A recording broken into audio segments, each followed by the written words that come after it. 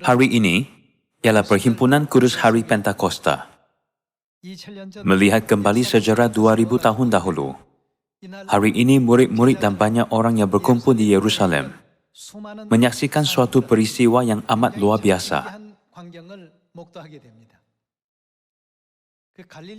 Orang Nazaret di Galilea bercakap dalam pelbagai bahasa di seluruh dunia.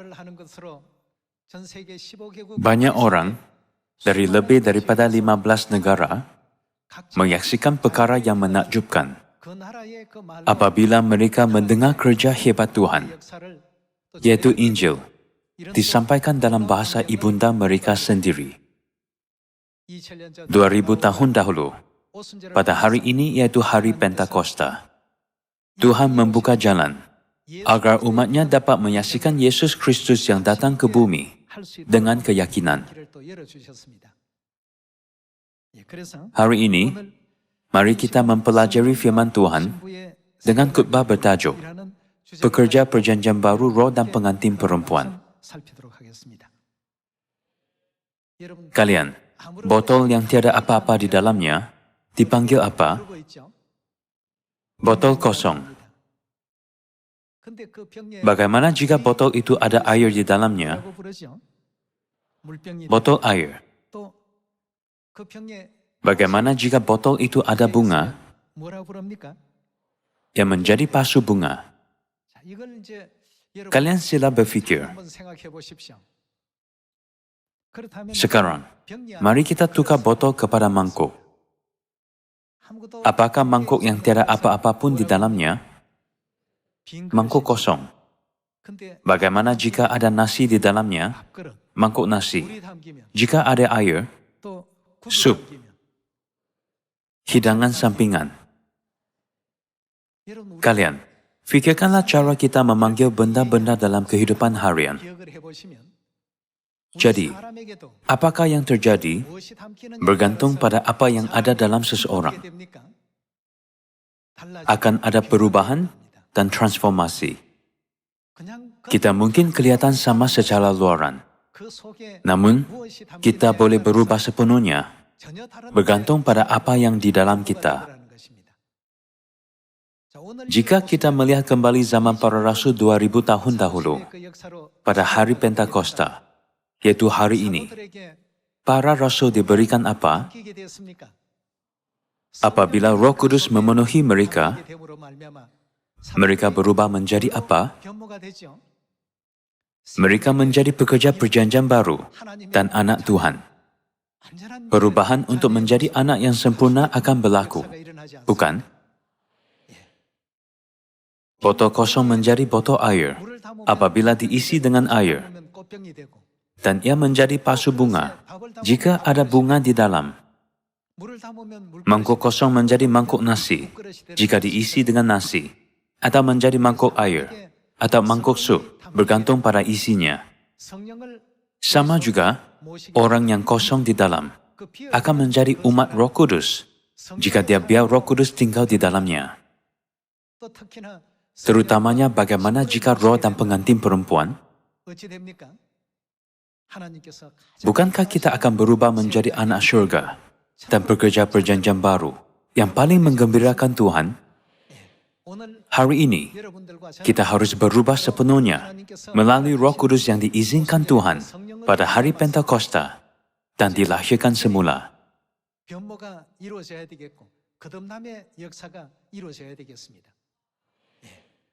Sampai semalam, mungkin kita tidak menginjil, walaupun sudah menerima Injil. Itulah case bagi para rasul.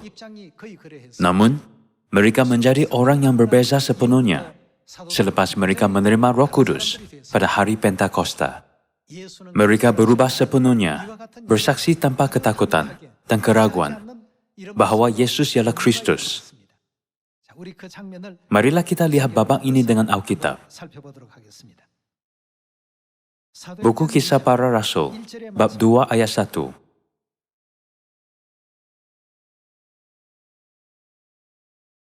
Ketika tiba hari Pentakosta, semua orang percaya berkumpul di satu tempat.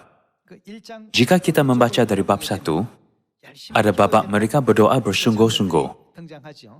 Mari kita lihat bab 1, ayat 15. Berdirilah Petrus di tengah-tengah saudara-saudara yang sedang berkumpul itu.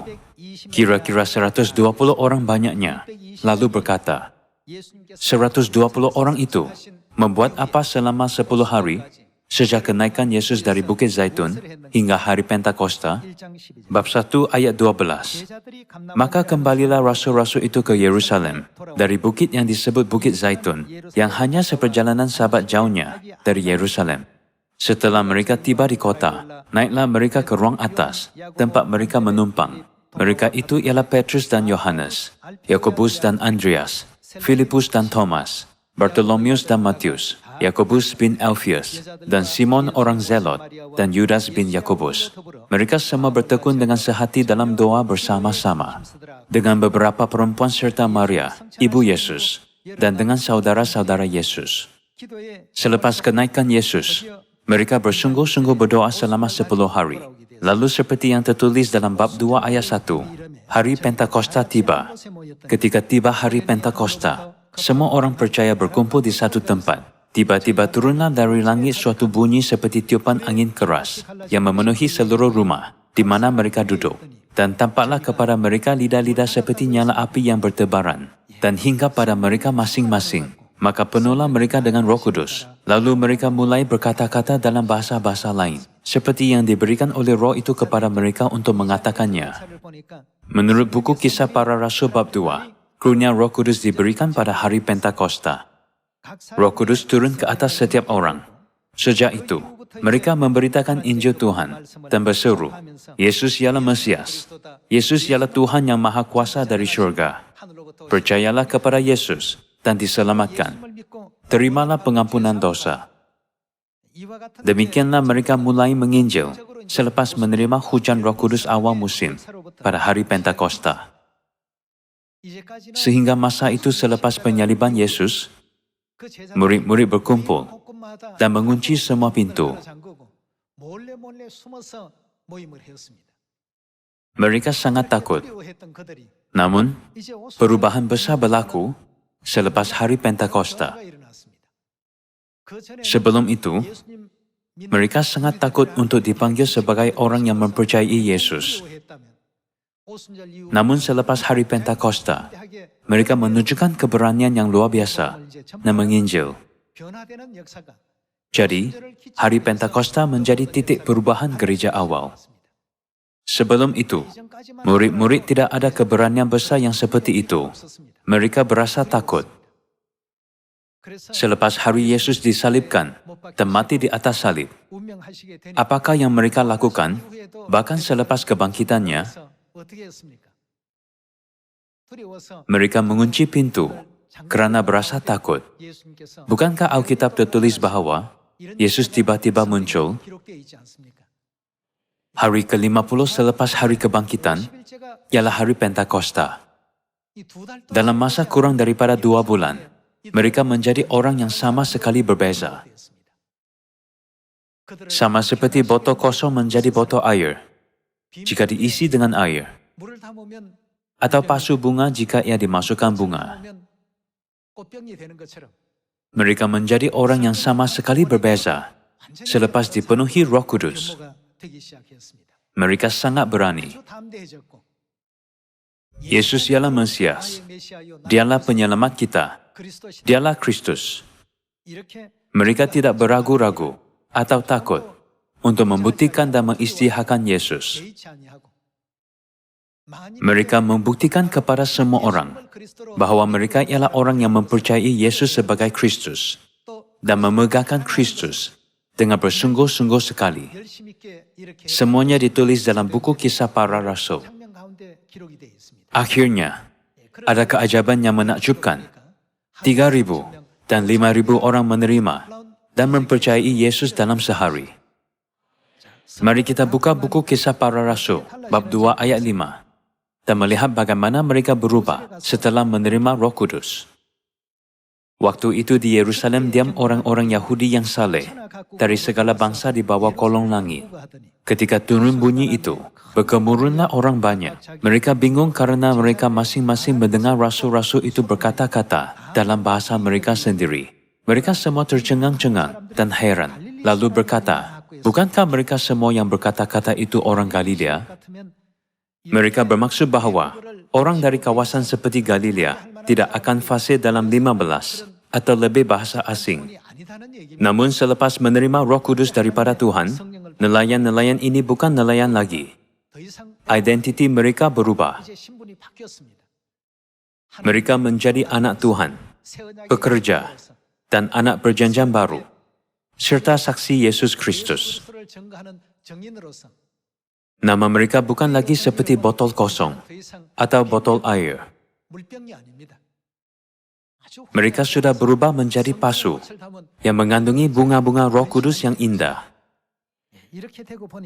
Oleh itu, kerja Injil Tuhan yang menakjubkan berlaku. Mari kita sambung dengan firman dalam ayat 30. Petrus berdiri terlebih dahulu dan berkata dengan suara nyaring. Ayat 30. Dia seorang nabi dan menyadari bahwa Tuhan telah berjanji kepadanya dengan bersumpah bahwa dia akan mendudukan seorang daripada benih keturunan jasadnya di atas tatanya. Dia telah melihat terdahulu hal ini. Maka dia bercakap tentang kebangkitan Kristus, bahwa rohnya tidak akan ditinggalkan di alam maut dan jasadnya tidak akan reput. Tuhan telah membangkitkan Yesus ini dan kami semua menyaksikannya. Sebelum itu, mereka takut dan bersembunyi di dalam bilik. Namun perubahan yang menakjubkan ini berlaku 50 hari selepas kebangkitan. Mereka menegaskan dengan kuat dan berani kepada orang ramai yang berkumpul di Yerusalem, Yesus ialah Kristus. Kita pergi ke ayat 37. Ayat 37 tertulis, ketika mereka mendengar hal itu, hati mereka sangat terharu. Lalu mereka bertanya kepada Petrus dan rasul-rasul yang lain, apakah yang harus kami perbuat, saudara-saudara? Jawab Petrus kepada mereka, bertobatlah, dan hendaklah kamu masing-masing memberi dirimu dibaptis dalam nama siapa? Nama Yesus Kristus untuk pengampunan dosamu. 50 hari sebelum itu, yaitu 2 bulan dahulu, mereka sangat takut dan berfikir, jika aku menyebut nama Yesus, aku akan diserang atau diejek oleh orang Yahudi di sekelilingku, bukan? Namun apakah yang mereka katakan dengan berani? Bertaubat dan dibaptislah dalam nama Yesus Kristus.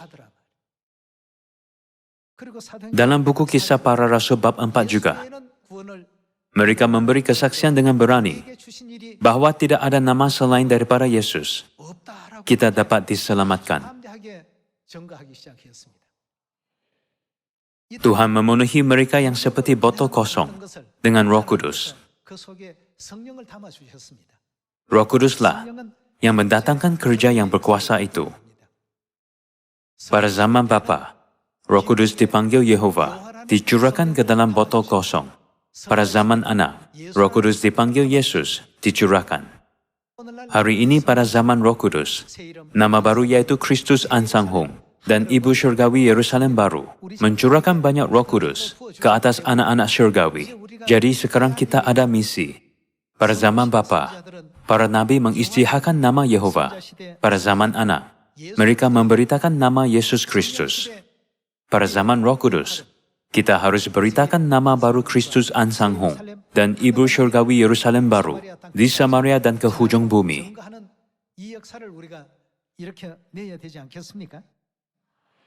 Roh Kudus yang kita terima pada hari Pentakosta ini diberikan oleh Tuhan agar kita memenuhi peranan ini. Melihat peristiwa di Yudea pada 2000 tahun dahulu, murid-murid sangat takut akan orang Yahudi dan takut untuk mendedahkan nama Yesus. Petrus yang beriman kuat juga.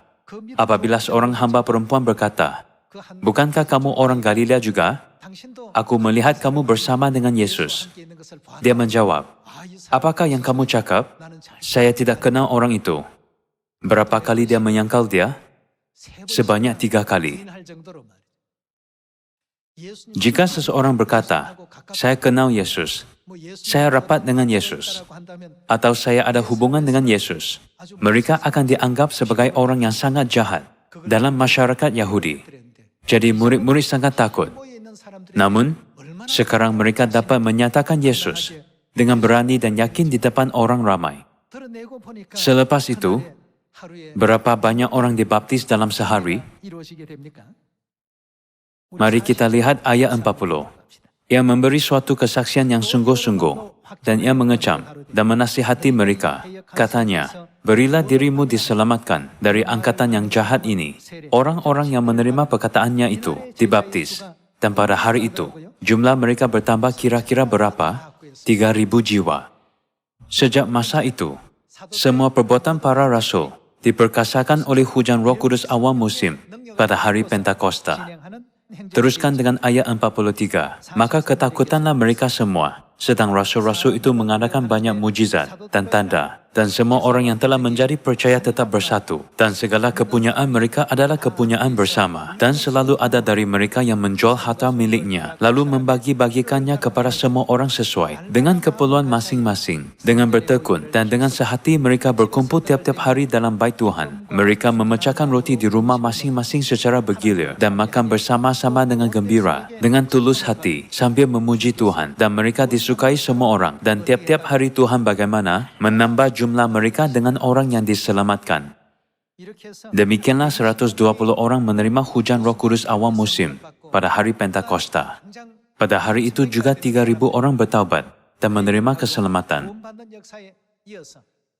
Selepas peristiwa yang menakjubkan ini, setiap hari ada banyak orang bertaubat, dibaptis, dan kembali ke rahmat kudus Tuhan. Sejarah yang menakjubkan ini berlaku berulang kali. Dari fikiran manusia, jika mereka memberitakan Yesus yang disalibkan, orang akan menolak mereka dan berkata, kamu juga percaya agama yang pelik itu? Namun tanpa dijangka, sebanyak 3.000 orang bertaubat. Mari kita pergi ke buku Kisah Para Rasul bab 6. Bab 6 ayat 1. Pada masa itu, ketika jumlah murid makin bagaimana? Bertambah. Tuhan memberkati mereka setiap hari, jadi jumlah pasti bertambah. Ayat 7. Firman Tuhan makin tersebar, dan jumlah murid di Yerusalem makin bertambah banyak. Juga sejumlah besar imam, bagaimana? Menyerahkan diri dan percaya. Tiada orang dapat bayangkan, bahkan banyak imam pun menyerahkan diri dan percaya, serta mentaati kebenaran. Peristiwa yang berharga dan luar biasa ini mulai berlaku. Kerana Injil tersebar dengan laju, dalam masa yang begitu singkat, agama Yahudi yang sudah lama ditubuhkan berasa cemas. Mereka berfikir, jika hal ini diteruskan, semua orang akan berduyun-duyun mempercayai Yesus. Tidak boleh begitu. Lalu mereka mulai menyekat penginjilan para rasul. Bab 4 ayat 17. Tetapi supaya hal itu jangan makin luas tersiar di antara orang banyak, baiklah kita mengancam dan melarang mereka, supaya mereka jangan berbicara lagi dengan siapapun dalam nama itu. Para rasul berseru, bertaubatlah, dibaptis dan terimalah pengampunan dosa dalam nama Yesus Kristus. Banyak orang mengambil bahagian keselamatan. Ini menimbulkan krisis besar di kalangan masyarakat Yahudi.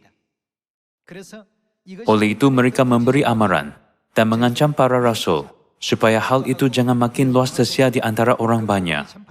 Mereka sedaya upaya untuk menghalang penyebaran Injil, supaya mereka jangan berbicara lagi dengan siapapun dalam nama itu. Dan setelah keduanya disuruh masuk, mereka diperintahkan supaya sama sekali jangan berbicara atau mengajar lagi dalam nama Yesus. Tetapi Petrus dan Yohanes menjawab mereka, silakan kamu putuskan sendiri manakah yang benar di hadapan Tuhan, taat kepada kamu atau taat kepada Tuhan. Sebab tidak mungkin bagi kami untuk tidak berkata-kata tentang apa yang telah kami lihat dan yang telah kami dengar. Sebelum itu, mereka melihat Yesus ditangkap dan berkata, aku tidak kenal Yesus. Namun, bibir yang menyangkal itu sekarang membuktikannya dengan iman yang berani. Kalian, kita perlu berani. Kita mendapat keberanian melalui Roh Kudus. Siapakah penyelamat pada zaman Roh Kudus ini? Kita semua harus membuktikan nama baru, Kristus Ansanghong, dan Ibu Syurgawi Yerusalem baru dengan berani. Jadi dalam buku Mazmur, apakah yang harus kita buat untuk Tuhan? Jadilah orang yang memegahkan Tuhan.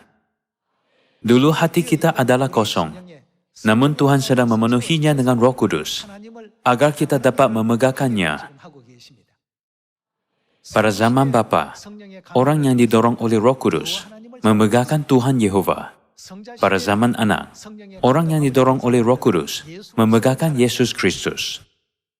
Pada zaman Roh Kudus, hari ini orang yang didorong oleh Roh Kudus harus memegahkan roh dan pengantin perempuan, yaitu Bapa Surgawi Kristus Ansanghong dan Ibu Surgawi Yerusalem baru.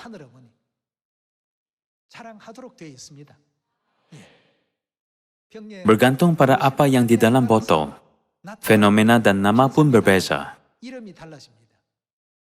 Bukankah kita anak-anak Tuhan yang akan mewarisi kerajaan surga? Tuhan berkata telah memeteraikan kita sebagai anaknya. Jika orang yang menerima Roh Kudus Tuhan hari ini hanya menyimpannya, ia tidak akan memenuhi tujuannya. Kita perlu gunakan Roh Kudus secara aktif. Apabila Petrus menerima Roh Kudus dan menggunakannya serta-merta, bukankah peristiwa yang luar biasa berlaku? 3.000 roh bertaubat dan diselamatkan. Mari kita sambung dengan buku Mazmur bab 20 yang mengajak kita untuk memegahkan Tuhan. Buku Mazmur bab 20 ayat 8. Bab 20 ayat 8. Orang ini memegahkan kereta, dan orang itu memegahkan kuda, tetapi kita bermegah dalam nama Tuhan, Tuhan kita. Orang memegahkan kereta, kuda, kekayaan, atau pencapaian akademik mereka. Di dunia ini, ada berbagai perkara yang mereka banggakan. Anak-anak, suami, istri, dan banyak lagi. Namun, bagi orang yang menerima Roh Kudus Tuhan, apakah yang mereka megahkan? Mereka hanya memegahkan Tuhan. Orang ini memegahkan kereta, dan orang itu memegahkan kuda. Tetapi kita bermegah dalam nama Tuhan, Tuhan kita. Dan mari buka buku Mazmur, bab 34. Ayat 3. Karena Tuhan jiwaku apa? Bermegah. Biarlah orang-orang yang rendah hati mendengarnya dan bersuka cita. Walaupun kita tidak menyadari, ada banyak roh yang bermasalah di dunia ini.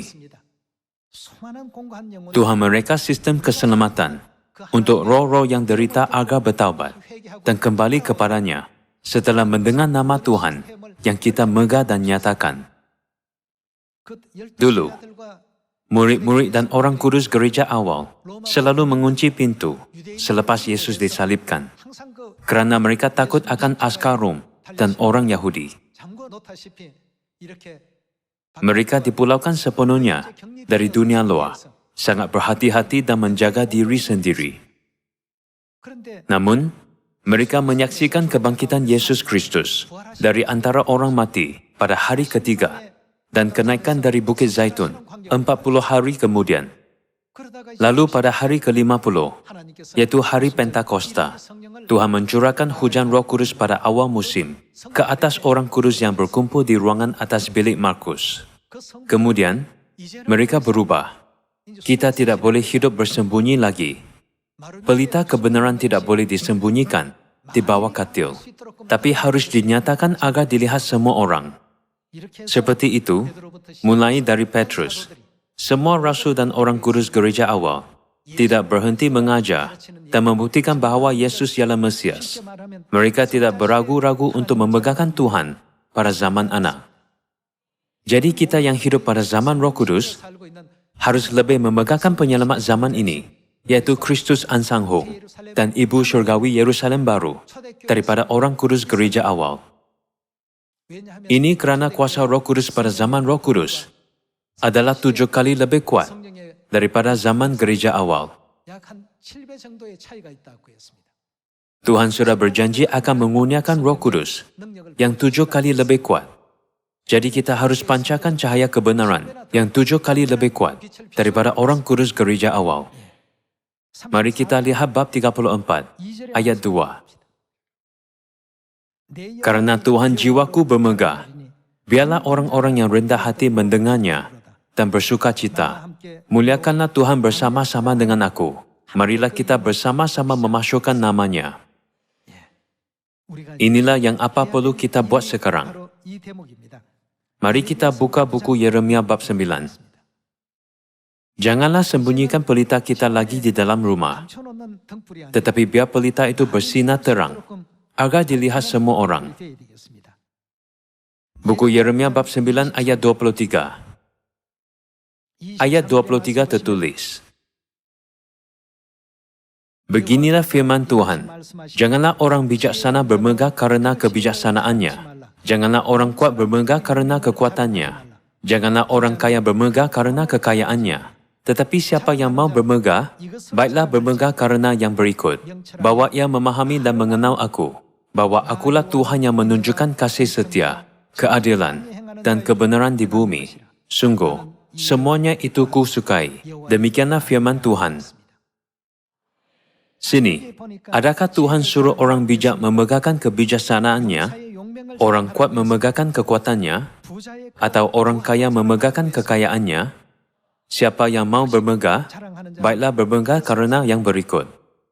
Hari ini, ahli-ahli keluarga Sion yang dipenuhi botol kosong mereka dengan Roh Kudus, hanya memegahkan siapa? Marilah kita memegahkan Tuhan. Dengan itu, banyak roh yang menderita di dunia dapat dihidupkan semula. Kita dapat membawa sukacita, harapan, dan masa depan yang cerah kepada mereka.